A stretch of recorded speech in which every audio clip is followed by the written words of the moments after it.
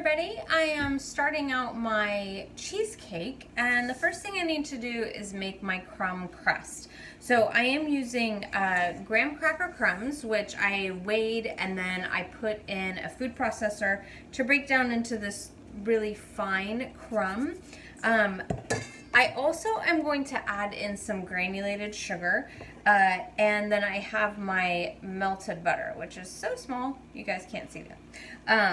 So if you remember from our chapter on pies and tarts, the classic ratio for a crumb crust is 4 to 2 to 1. So 4 parts crumb, 2 parts sugar, and 1 part melted butter.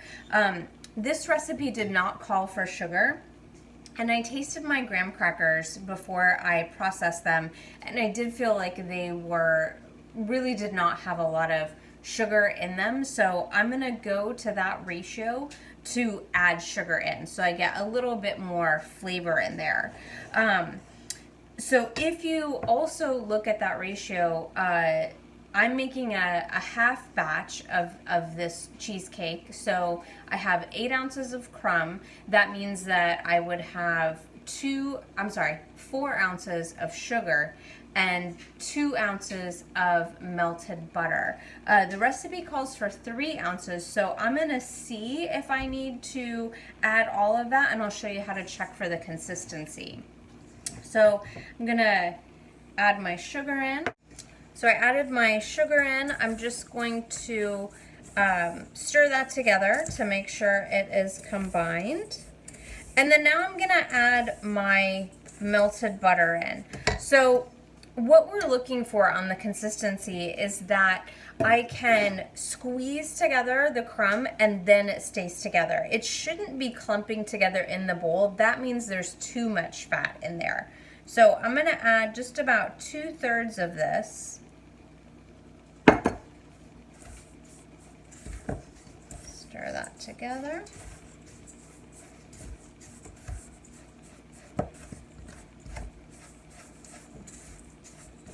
So I can tell right now this isn't even all moistened, so I definitely am going to add the rest of my melted butter, and I'm pressing in here, so that is going to help distribute the moisture from that melted butter.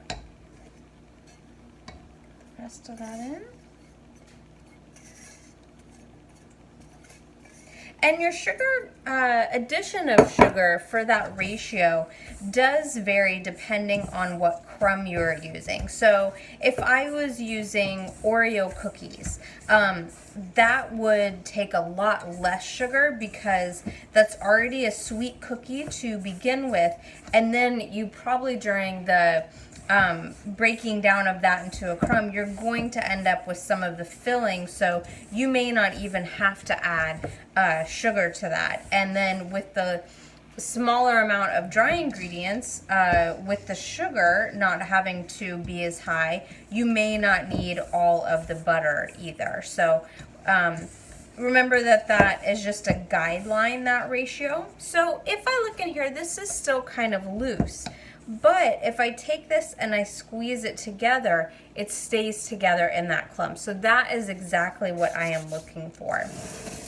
So for my pan prep, I have a springform pan here. It has a removable bottom. I went ahead and I put a parchment circle on here just to give myself a little bit of an easier time during the unmolding.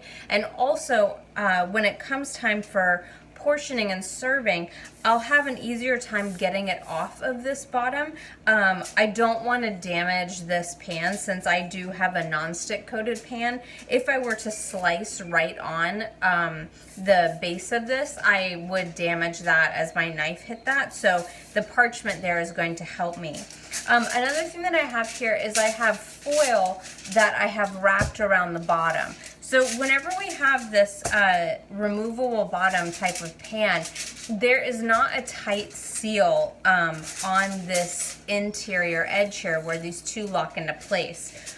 When I'm gonna bake my cheesecake, I'm gonna bake that with a water bath, and if I did not have the foil, that water would seep up through the bottom and I would get a really soggy crust.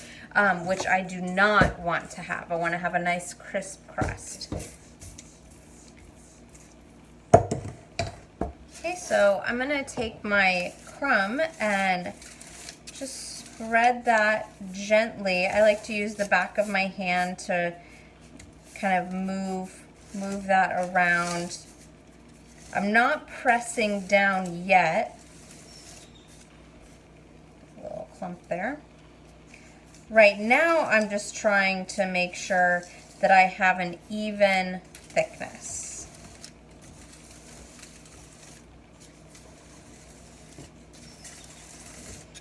So it's kind of like spreading cake batter. So I'm moving my hand around at the same level so that anything that is high is moved around and anything that, an area that is low is filled in.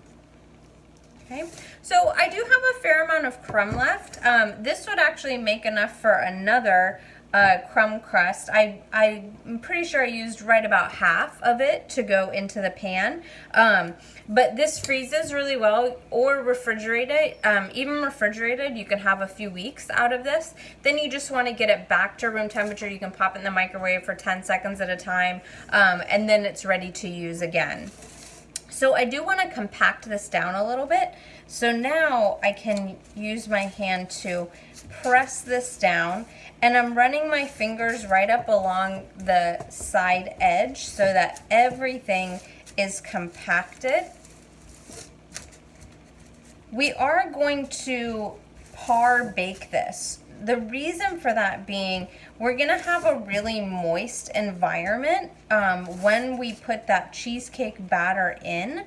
So I wanna make sure that this crust has a chance to firm up because it won't be able to do that once it's in contact with the batter. Also, by me par baking this, I'll make sure to sort of set this crust in. If I tried to pour my batter in right now, even though I have this compacted down, some of my crumbs would start to rise up and get into the cheesecake batter. So I'm going to bake this at 350 for just about 8 to 10 minutes. You'll see a slight change in color. We'll get a little bit more golden, but really what I'm looking for is that I can touch the top and it feels like a slightly baked cookie. My crumb crust just came out of the oven. I can touch it and nothing's really being disturbed. I can see a little bit of golden right around the edges here, so I'm just gonna set that aside, let it cool while I am mixing my cheesecake batter.